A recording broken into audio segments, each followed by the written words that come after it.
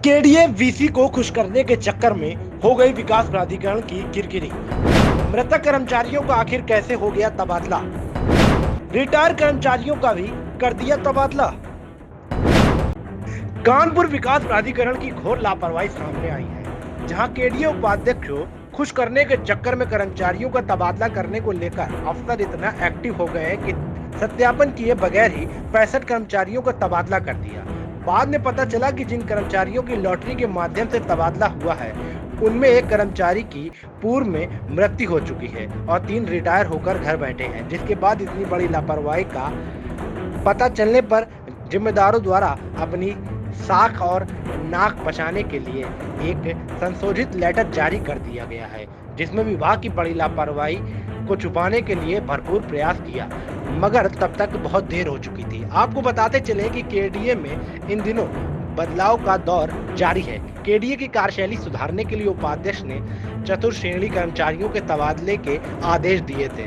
आला अफसर के सामने बेहतर परफॉर्मेंस दिखाने के लिए अफसरों को ताकत झोंक दी, लेकिन तेज रफ्तार की वजह से रास्ता भटक गए और चूक कर बैठे।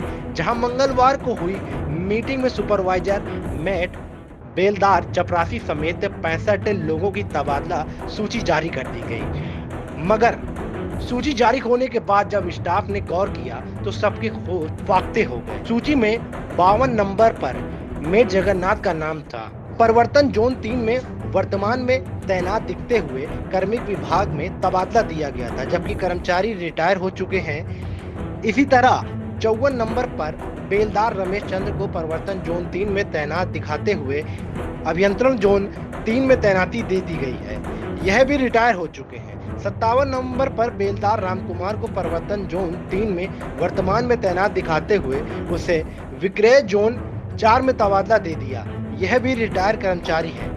मगर गजब तो तब हो गया जब 53 नंबर पर चपरासी राजेंद्र सिंह को परिवर्तन जोन 3 से अभियंत्रण जोन 3 में तैनात कर दिया। विभाग का कहना है कि इस कर्मचारी की कुछ समय पहले ही मौत हो चुकी है, जिसके बाद तबादले में बड़ी चूक सामने आते ही अफसर एक्टिव हो गए।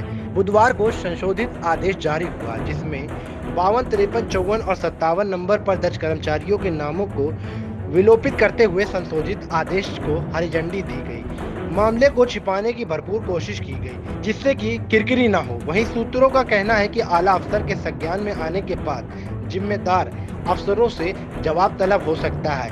वहीं जब हमने इस बाबत अनुसूचित कार्मिक विभाग केसीएम सिंह से इस लापरवाही के बारे में बात की, तो उनका कहना है कि तबादला सूची में त्रुटिवश कुछ काम शामिल हो गए थे, उन्हें हटाने के बाद संशोधित सूची यथावत जारी कर दी जाएगी। तो वहीं कुछ अफसरों का कहना है कि तबादले नियमानुसार तैनाती के आधार पर किए गए हैं, लेकिन सच यह भी है कि परिवर्तन समेत अन्य विभागों में लंबे समय से तैनात खिलाड़ी कर्मचारी अभी भी अपनी सीट पर कुंडली मारे बैठे हैं। ऐसे में भ्रष्टाचार के खिलाफ उपाध्यक्ष की मुहिम की सफलता पर सवाल खड़े हो रहे हैं। कर्मचारी भी भीतर खाने से नाराज हैं, इससे माहौल बिगड़ रहा है। विभागीय सूत्रों के हवाले से खबर है कि तबादले में वीटो लगाने के लिए माननीय और लखनऊ के बड़े अफसरों का सहारा लिया जा रहा है। खास तौर पर परिवर्तन तैनात कुछ मठाधीश अपना अंगत पांव जमाए रखने के लिए पूरी ताकत झोंके हुए हैं। अब सिफारिश का जादू चल पाता है या नहीं, यह तो तबादले होने के बाद ही स्पष्ट हो पाएगा। कानपुर से विशेष संवाददाता प्रांजल मिश्रा की रिपोर्ट, आज अभी न्यूज।